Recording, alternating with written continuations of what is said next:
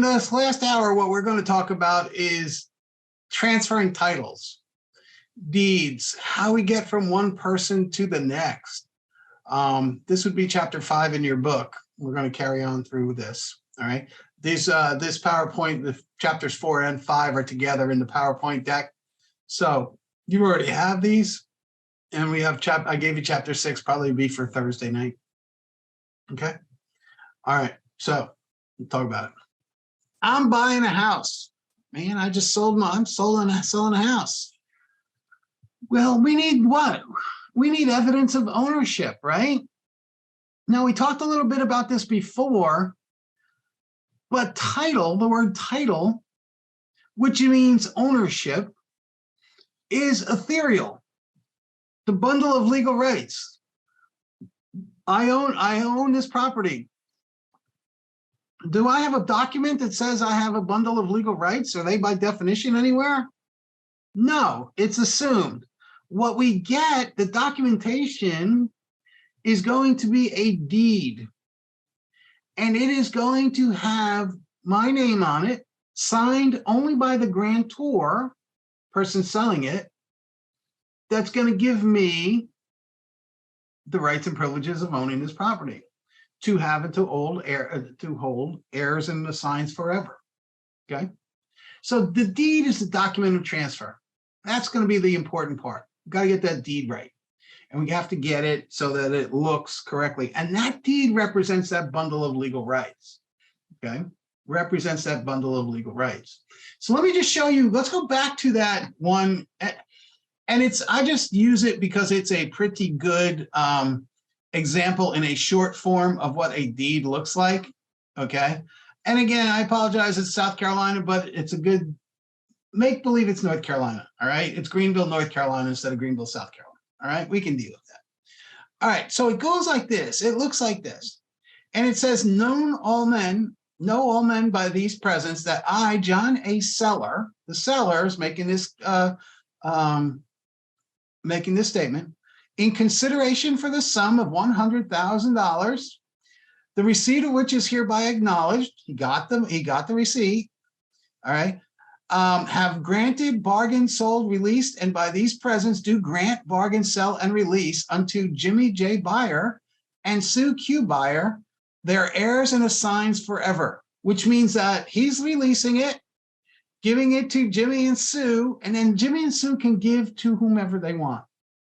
They can keep it. They can give it to their kids.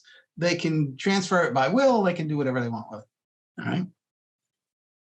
And it says the following described land lying and being in the city of Greenville, state of North Carolina, to wit. All right. And we talked about this meets and bounds description earlier. This is where we saw it. All right. We're not going to do it again. And it says the above conveyance is subject to all rights of ways, easements, and protective covenants affecting the same appearing upon the public records of Greenville County.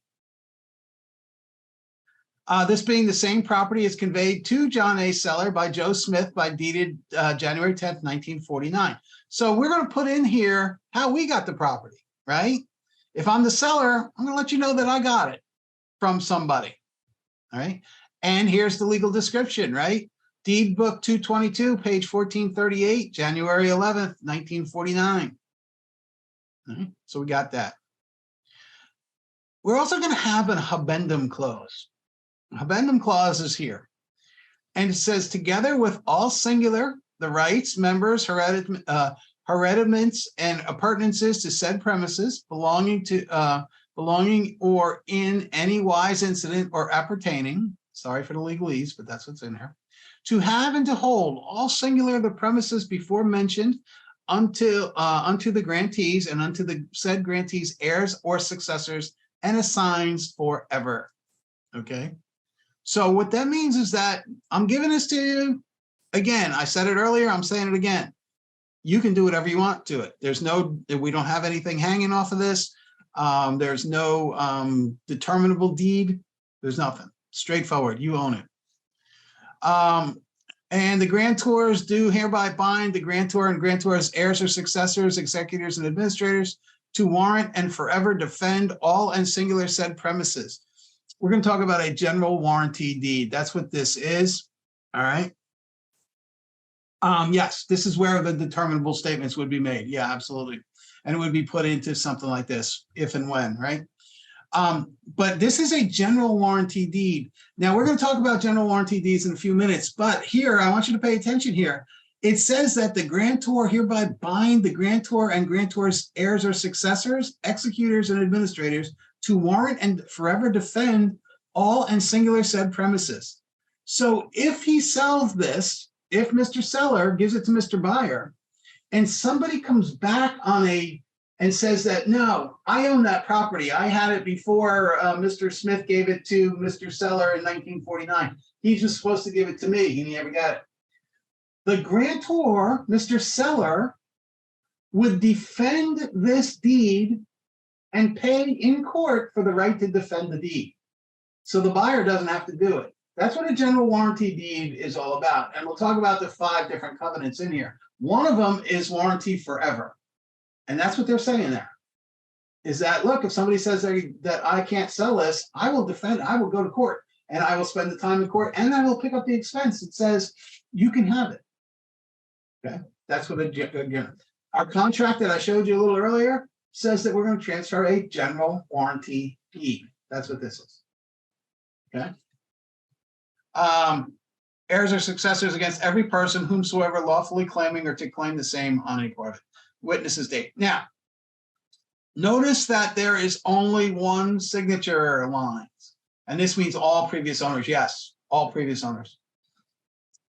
Notice there's only one signature line. The grantor has to sign it, not the grantee. All right, this is a good point to, this is a good spot to say, if I am the grantor, I am giving, OR. If I am the grantee, I am receiving. So EE, whether it's vendor, vendee, leaseor, lessee, grantor, grantee, mortgagor, mortgagee, if you are receiving, you are the EE. Much like your credit, right? EE. If you are giving, you are the OR, you are the giver. Okay? So try to remember that, and it'll make your life easier. All right, so the only one that has to sign this is John A. Seller. That's it. Mr. Buyer doesn't have to sign it. And then we have a spot for the notary public. Okay. All right. Any questions on that? We're going to get into the detail of that, but I just want to show you what one looks like. All right. It's exactly what it's doing. It's establishing a correct transfer and chain of title, because it showed that he got that properly in 1949. Right? Now he's giving it to Mr. Buyer on that particular date. Right? Now, chain of title goes back in North Carolina for 30 years. North Carolina is 30 years. Now, I will say that was a South Carolina deed. That's 60 years. That goes back 60 years. You only have to worry about 30 years. That's what the chain of title goes back in North Carolina. There is no physical title. You get the deed, you get a receipt, right? There's no physical ownership of the groceries as you go out of Walmart. You got the receipt that proves you paid for them. Same thing with the title. You went to the closing. You went to settlement, then you went to closing. 2 different things. All right, we'll get there. All right, so there's no physical title for real property in North Carolina. Proof of ownership is in the deed that says property A was transferred to Bobby Buyer on a specified deed. That's it. That's it. Right? Okay. So we have a deed, but we could lose this. If I'm going to sell it, that's pretty voluntary, right? If I'm going to put my house up for sale and Wayne's going to come and he's going to purchase my property, arm's length transaction, I'm happy, he's giving me the money, he's happy, he's got a nice new house. That's voluntary, right? We didn't have no restrictions, no anything. Straight up. Maybe Wayne is going to take it and give it away.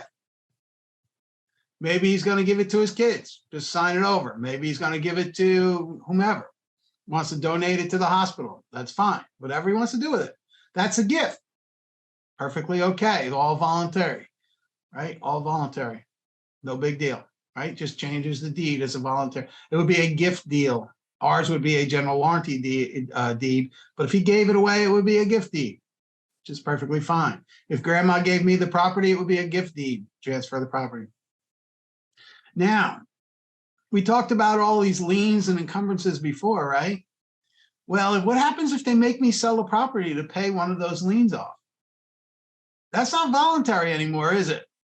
Right? That's involuntary. That's involuntary. So by operation of law, right? If I don't pay the mortgage, if I go bankrupt, right? If they foreclose on me, anything like that, that's involuntary to take that away. Eminent domain. If the government needs a piece of property that I have for the public good, they can force eminent domain on me and take it, right? They have to pay me fair, what's called just market value, just compensation. I'll let you decide what that is, okay? But they have to pay me something, right? They can't just take it. And we'll talk about eminent domain in a little while. Very key that you remember what this is. The Statute of Frauds, all right? The Statute of Frauds designates that certain things must be in writing in order to be enforceable in a court of law, all right? Deeds have to be they have to be in writing. They have to be in writing. Now, we're also going to learn about recording. The Statute of Frauds is nothing new. Statute of Frauds came about in 1677. King James of England was in position, and he would be settling all kinds of disputes between oral agreements between two landowners, who was over the property line, who wasn't. And then King James came up with the Statute of Frauds that basically said that he was not going to discuss anything between two parties as far as real estate goes if it wasn't in writing and signed and endorsed by both parties. So this is not anything new. This was 1677, 350 years ago, okay? 350 years ago. Things have to be in writing, which includes everything that we do, with the exception of leases that are shorter than 3 years. Leases shorter than 3 years are not required to be in writing. Deeds must be. Okay? Deeds must be. Tyler, to your point, you can't fight them taking the property, but you can take the money and then go fight for more money if you can prove that it's worth more money. But that's all you can do. Yes, they're going to take the money. Unfortunate, but that's the way it goes. That's the power of government. Okay, now I'm going to tell you what the requirements of that deed are. What's here? And we saw a few of them in the other deed that I showed you. They have to be in writing first. Has to be in writing. All right. The grantor, the person selling it, signing it, has to be 18 or over and sane. They cannot be governed, they cannot be educated by the state to be under guardianship. So if the state says that I'm crazy and I can't understand what I'm signing or what I'm doing and I have a guardian, right? Sydney's my guardian. And now Sydney wanted to sell the house for me, she could. But if I signed the contract and she didn't know it, then it would be pretty important that I couldn't do it. I couldn't sign it, right? It would be invalid. I'd be invalid. Legal capacity, grantor, not the grantee, grantor. And we'll talk about the capacity to contract when we get into contracts, chapter 9 and 10.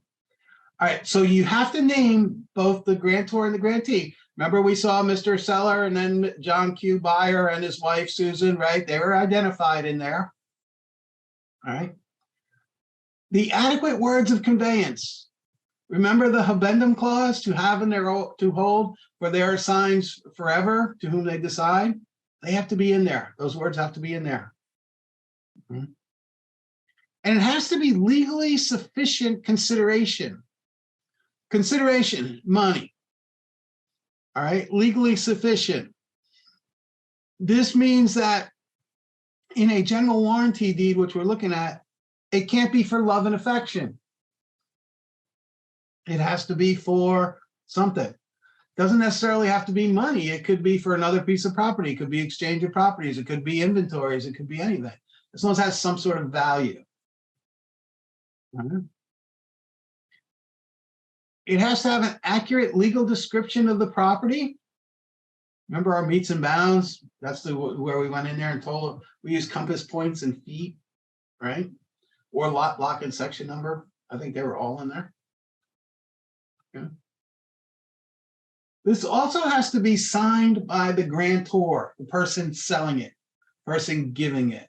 Okay, has to be signed by them. The grantees does not have to sign it. Now here's the key here. That last one here, if John Q. Seller signed that document and on the way home grabs his chest and keels over with a heart attack, do we have a contract? Do we have a deed? No, we do not. He has to be alive when it's accepted, right? He has to be alive when it's accepted. And the person who he's granting it to obviously has to be alive to be accepted, to accept it. So both parties have to be alive. It has to be delivered and voluntarily accepted in the grantor's lifetime. If he dies before it's voluntarily accepted or delivered, no deal. Now it belongs to the heirs. Now the heirs can go ahead and sell it, but not this particular deed. It has to be rewritten. Okay. All right. Questions? What if he has no heirs? Ooh, that's a good question. We're going to talk about the word escheat. And what's going to happen is down the road is that the state is going to look for, if you have no heirs, the state is going to look right down to first cousins of that particular property. For abandoned properties or for no heirs or no will, they're going to look for somebody. And if they don't find anybody at that point, it's called escheat. And what happens is the state takes it. Now, the state just doesn't take it and then go have a big New Year's party with the money or anything else like that. They donate it to the Housing Fund of North Carolina. So there's a fund for to develop more houses, low-cost housing and things of that nature, that they take it, they'll sell it, and they'll give it to that fund so that it'll go there, the money will go there. But the state really doesn't want your property. They look to the first cousin level if they can find it. And if they can't, that's when they take it. So if it's abandoned or they can't find any heirs, and that's what they'll do, they'll take it, right? Now, if I know that you don't have any heirs and I want to buy it, pretty much can just go talk to the state, right? And say, hey, I'm going to give you a fair price for whatever it is. Sooner or later, then they're going to end up being the owners. We would have to go through a probate, and then we would get it. So it gets a little bit fuzzy, but that's what happens. So a deed executed by a minor. Remember I said it's got to be 18 plus insane, right? If it is executed by a minor, does it say void there? It does not. It says voidable. If I want the house and that kid who's 17 years old is the owner of that house and he wants to sell it to me, why should I not be able to buy it? However, if at any point that minor decides he doesn't want to sell it anymore, he can just say, nope, never mind. So he's not bound. He can void the contract, okay? He can void the contract, or she can void the contract, all right? So they have the opportunity to void it. I couldn't void it, but they could. Okay, they can. We didn't go to closing yet. They can just walk away. And because they're underage, there's no way to hold them to a bona fide contract. So it's a risk, certainly risk. Same way that a 17-year-old can buy a house. Right up to the day of closing, they can say, you know what, never mind. I'm going to go spend the money going through Europe, backpacking through Europe. I'm not buying a house. You should have never got into one. Now, will a minor ever get a loan from a bank? No, but if grandma left him cash, he could truly buy the house. So, but they have all the power, right? You really shouldn't get into it. If they're not 18 years old, it just puts you in a jackpot. It's voidable by them, not by you. So, and they can take you right to the last day. Doesn't matter. Second point here, a deed executed while mentally impaired is voidable. Again, if I am mentally impaired, if I am going in and out of, early onset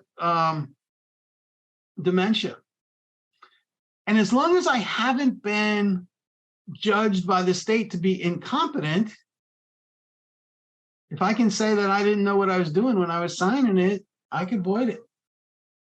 And these would, when we start talking about contracts, these are going to be the same thing in contracts, and we'll talk about them again. So if I'm not under guardianship and I said I didn't know what I was doing, right, or I have mental issues, I go in and out of, sanity and all of that stuff, right? I can void it if I think that I want to, I don't want to go through with it. I can. Now, the third point is what we were talking about before, is that Sydney's my guardian. I can't just give my property away to that pretty nurse that's taking care of me in the nursing home, right? Which is the stereotype that you read all the time, right? Or you hear about all the time, right? I can't do that because I'm crazy. I'm insane. The state has said that I'm crazy. I can't sign any documents. I have to go to Sydney, and Sydney's going to have to say, Sam, you're a little whack, man. You didn't give that house away. No way. Right? And then she would say no. And she would be my legal guardian. Therefore, she could. Now, if I said we had a discussion and I had moments of clarity and I said, let's sell this house, or she needed it for my nursing home care, and she was the one who was putting the responsibility, she can certainly sell the house as my guardian. I couldn't sign the documents. She could. Okay. That's what, but I would be absolutely unable to do so. It wasn't that the state had already put me under guardianship. Once that happens, my contracts are void. My guardian can sign them, but not me. This is where it gets fuzzy, all right? These things are not required for the deed to be valid, okay? Valid, because we're going to talk about what required for the deed to be enforceable in a minute. So for this deed to be valid, it doesn't have to be witnessed. It doesn't have to be dated. It doesn't have to state any kind of consideration. Could have been for love and affection, maybe. Doesn't have to say that. Doesn't have to be notarized. It doesn't have to be recorded to be valid. And it doesn't have to be signed under a seal. None of that has to happen. But, there's always a but, right? There's always a but. What happens if we want it to be enforceable? Enforceable. We need to record it. Oh, wait a minute. You just said it's not valid. We don't need it as valid. Now you're saying I need it as enforceable. If I give I give him on my deed. I sell my house to him. And he says, thank you very much. I don't record the deed. He doesn't record the deed. Okay. Doesn't have to be. It's perfectly valid. He gave me money. I gave him the deed. And I find out that Amon didn't record the deed. About a week later, Shelby, as nice as she is, she comes to me, or I know Shelby, and I know Shelby's looking for a house. And I say, Shelby, are you interested in my house? Shelby doesn't know I sold it to Amon. Amon doesn't record it. Shelby says, I would love your house. You got a great house. I'll tell you what, Shelby, I'll give you a real good deal on it. We'll write up a deed. I'll give you the deed and the house will be yours. Shelby comes in, we go to closing. Shelby pays me the money. She goes to the registrar and records the deed. Who does the state acknowledge as the owner of my property now that I've sold it twice? The one who recorded it. Exactly right. So Shelby would be the new owner of that property. And Amon would not be happy, and I would have just ripped Amon off for all that money because Shelby would make a claim. He could, but he might lose. It's going to cost him a lot of money, and he's probably going to lose some of it. Because I could just say, it never happened, right? The court would go, because Shelby would go in there. Amon would probably try to sue Shelby. Now, the truth is that I would probably be in trouble with the law for double dipping, but I could, and I'm just talking about the ownership here. Right now, Shelby's the owner because it's who recorded it. So that's why you have to record it. It keeps you from being boosted out. But let's change the scenario a little bit. That's just one way to be deceitful. But let's just change the scenario a little bit. Same thing. Amon's got he didn't record his deed. 25 years ago, right? Tyler comes in. Tyler owned that house 25 years ago. He finds out that Amon didn't record the deed. Tyler had recorded the deed when he owned it.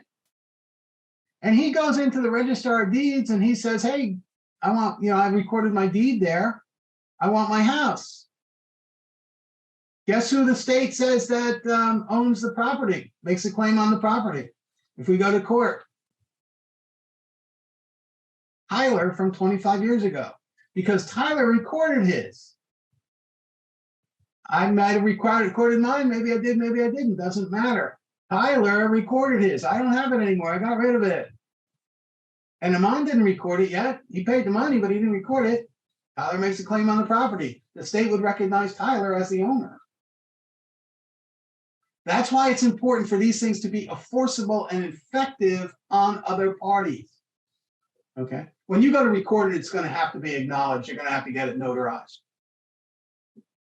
And that's why, but it's still valid. Amon's deed is still valid. It's still very valid. Problem is, it's not enforceable. Somebody makes a superior claim. They can't even look at Amon. They can't say, you don't own it. There's nothing here that says you own it. Now we start the courts. What if you claim I am mentally impaired? If they have note that I am, even so, once you purchased it, it's your obligation to do it. Now, I got to tell you this. All right, I'm just giving you a hypothetical. Your attorney, when we go a little further into this, your attorney will not close the deal or hand out the money until that deed is recorded.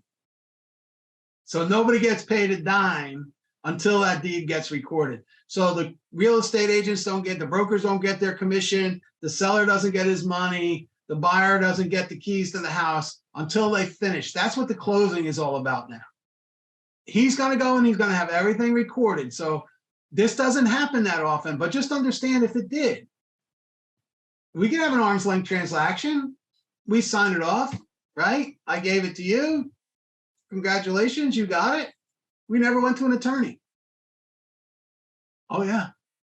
It happened a lot back in the day.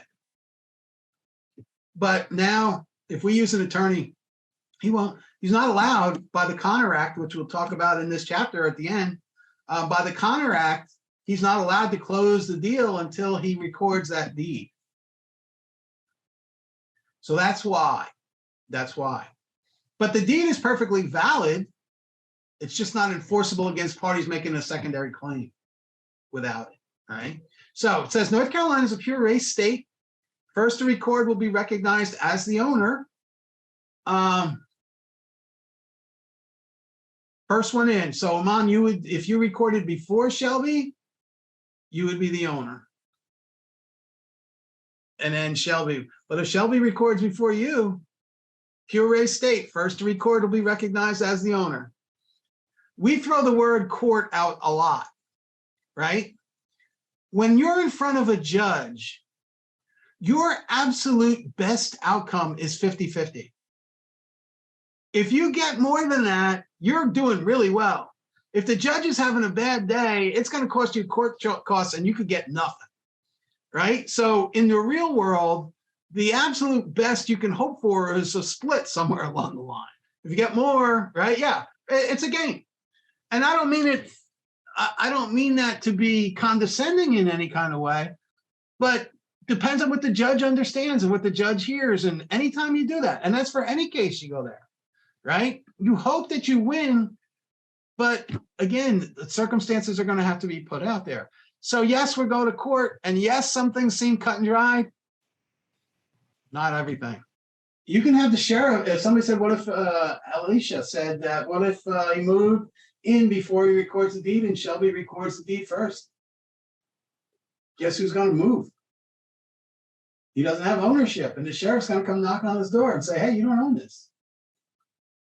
And he's going to say, what are you talking about?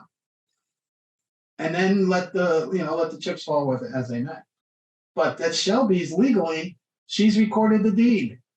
It's enforceable, right? So now it's not, I mean, it's not as easy as all of that. She's going to want to get in there. Amon's going to say, no way, I live here. Shelby's going to file it in court. Everybody's going to have to show up. The court's going to have to take dictate, and they're going to go to a pure race state, and they're going to say, who's recorded the deed?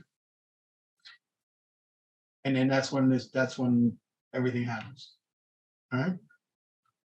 So they will, sometimes they're electronically recorded where they just have to send the docs over, fax them, scan them over, but sometimes not. Sometimes I got to take a courier and send them over to the Register of Deeds and have all these things documented. All right, so this is the big slide here. This is the one, this is what's both of them together.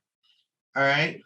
So we talked about all these valid things that we were on that important slide before, but we have, even though it says it doesn't have to be recorded, still valid, but in order for it to be enforceable,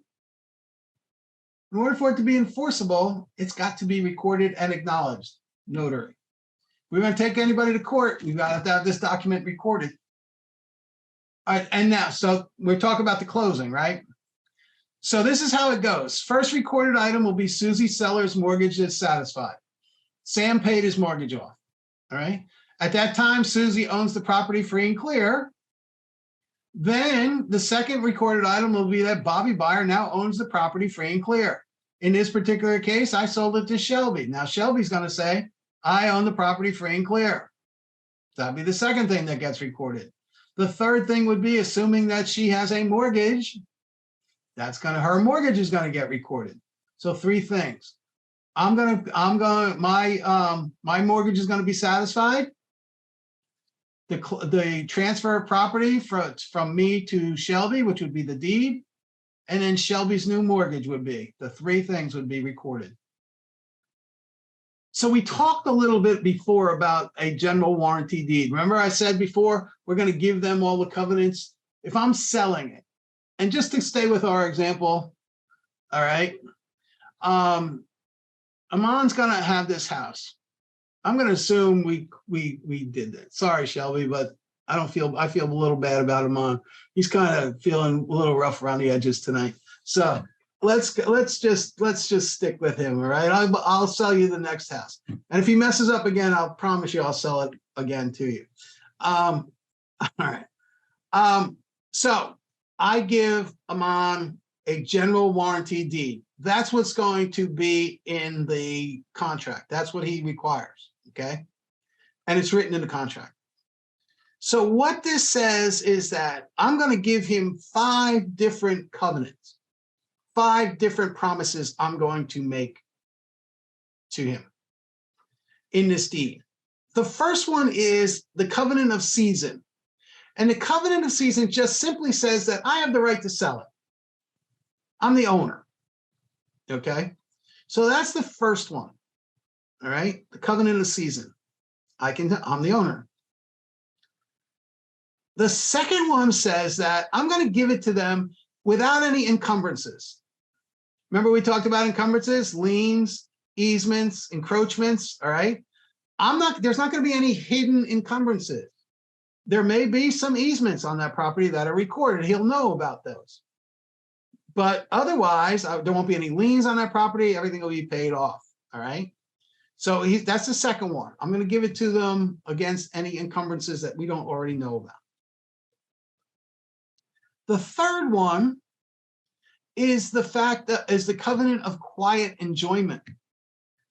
And quiet enjoyment says that nobody is going to come to Aman and say that they have a superior deed to own this property, and I had no right to convey it. Now, we go back 30 years, okay? 30 years. That's what you pay your attorney for, to do that title search, right? Maybe there was an heir that was left out of a will. Maybe there was a spouse that didn't sign, that the husband died and she got nothing. Maybe she's making a claim, right? So we want to make sure that that's what your attorney is going to be looking for, those kind of things, right? So I'm making the claim that nobody's going to come take this from you. And I'm also going to make number 4, which says that if I have to go to court to prove that, I will. I will. Okay. So number 3 and 4 go together. Quiet enjoyment says nobody's going to come and take it. And number 4 says that if I have to go to court or present any other documents that needed to prove this, I will do so. And then the last one says the covenant of warranty forever.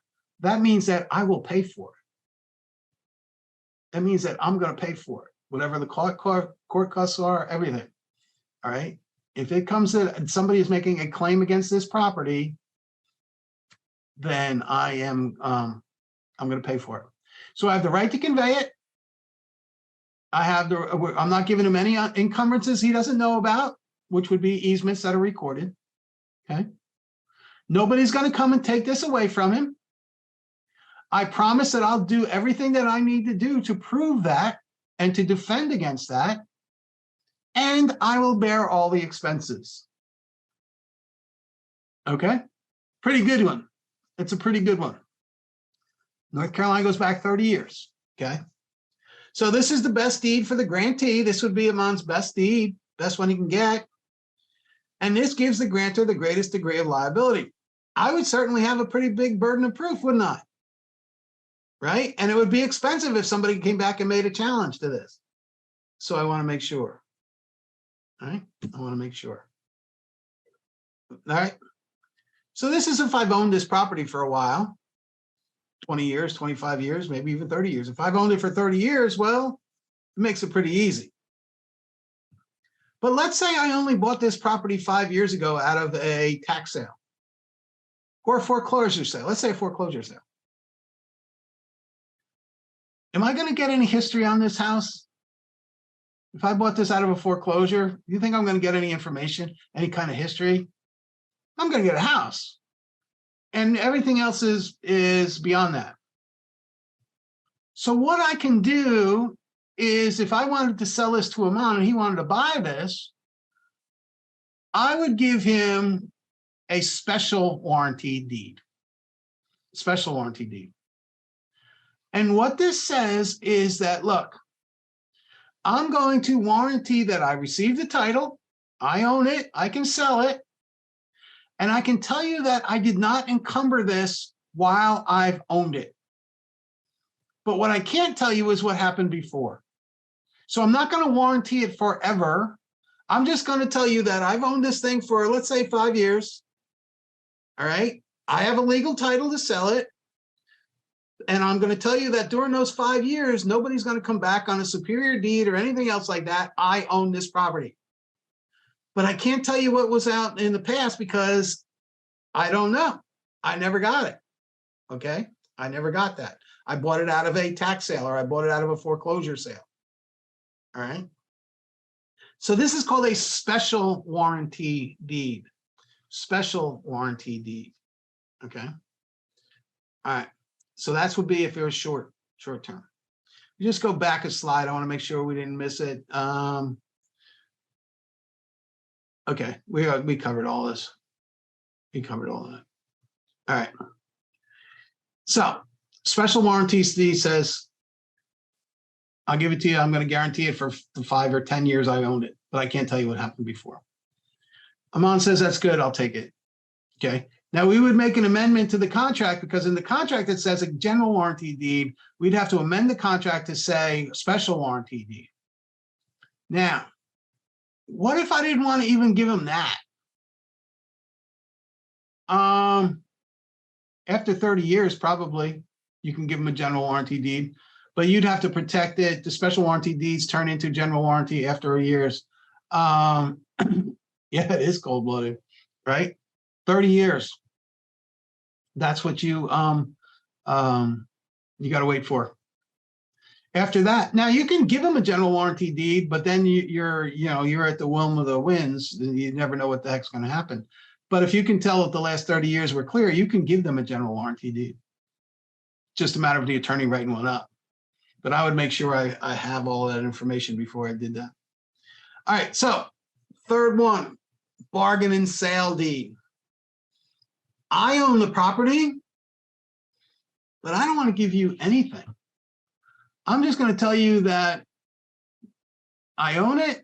I have the right to convey it, but you're on your own. I'll give you this thing, but you are, I'm not going to give you any kind of covenants. Okay. Now, this is not, North Carolina does not really, just understand that there is a bargain and sale deed. North Carolina doesn't use it. Okay. But it could be a national portion question. And basically what it says is that I own the property. I have the right to sell it. I'm giving it to you, but I'm not making any kind of warranties against past ownership. That's what this is. All right. That's a bargain and sale deed. Now, what if we were going through a divorce? What happens if I just want to give my wife, my ex-wife now, I just want to give her the house. Forget it. Take the house.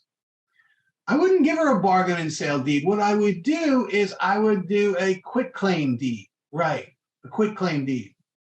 And all this says is that difference between a bargain and sale and a quitclaim. The bargain and sale says I have ownership and I'm not giving you anything. The quitclaim deed says I'm not even going to tell you if I have ownership. All I'm going to do is any claims against that property I am giving up. I won't make any claims. So if you want it, you do what you want with it. Okay. So this is a non-warranty deed.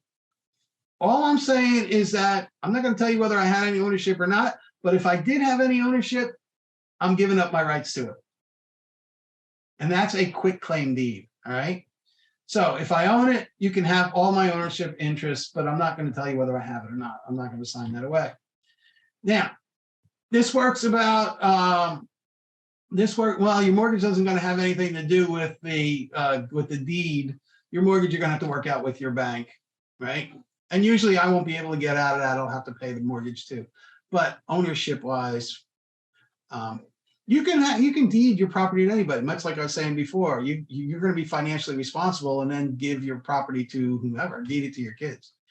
In a partition suit, I'm going to give it to my ex-wife. She's going to get the house. Still might have to pay the mortgage. I'm still going to be responsible for it. So yeah, that doesn't go away. This is just ownership of the house, right? So quitclaim. Now, also, think back to that kid that was left out of that will 28 years ago. And we have a general warranty deed.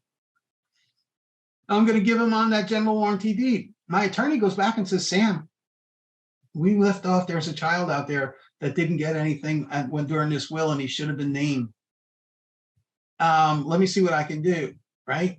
Well, they can go out with a quitclaim deed. The attorney can go out with a quitclaim deed and say, hey, look, and maybe they don't want anything, maybe not. So what we're going to get them to do is sign a quitclaim deed that says that if they had ownership, they're giving up their rights. They don't really want any part of it. Maybe they legally had it. Maybe they didn't really care, whatever. It just closes the gaps in those holes in the titles, right? they're not enforcing it or anything else like that. Or we could have what's called a suit to quiet title, which means that we can ask everybody to come to the courtroom on this particular date at this particular time if you have a claim against this house, and then make your claim and state your reasoning, bring your documentation. Otherwise, forever hold your peace. Okay.